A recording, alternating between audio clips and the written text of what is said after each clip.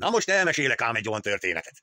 Amikor megkaptam, fiatal kozákként, a behívó parancsot, hogy vonuljak be, katonának, mint kozák. Jó, já, mondom, hát ez nem lehet, hogyan megyek vadászni, na mindegy. Hát bevonultam a hadseregbe. Na ott aztán, kopaszra köllött vágni a hajamat, mindig sapkát kellett fölvennem, hogy kozák legyek, mert különben kirögtek volna. Hú, beosztottak éjjeli őrjáratra. Mentünk ám a kerítés mellett. Ott rángatták a vámpírok a kerítést. Pont rá akartak mászni, hogy szipolyozzanak. De mi meg jó, szíven lőttük őket. Fokhagymás lövedékkel. Többet nem másztak azok. Nem akartak mászni. Bezony. Mentünk tovább, már nem tudom hány óra volt. Akkor megint valaki mászni akart a kerítésen át. Hát nézzük, hát a vasórubába. Olyan pontosan céloztam, el se tudtam volna téveszteni az orrát. Akkora volt neki.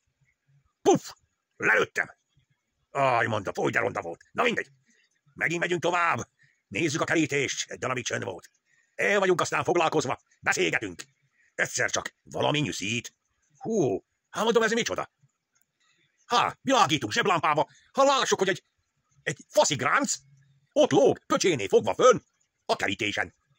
Az meg egy határ. Hát akart lépni a határon, csak fönnakadt a dróton. A pöcse meg belakadt a kerítésbe. Na, most aztán leszaptuk onnan a kerítésről. Hát sajnos ott maradt a pöcse is.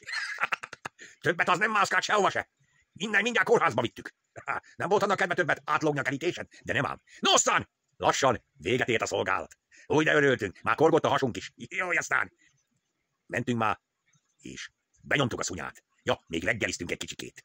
Na, majd még mesélek ám ezekről a időkről, mert aztán, mink aztán olyan kozákok voltunk, jó, bezony agresszívek. Na, szevasztok!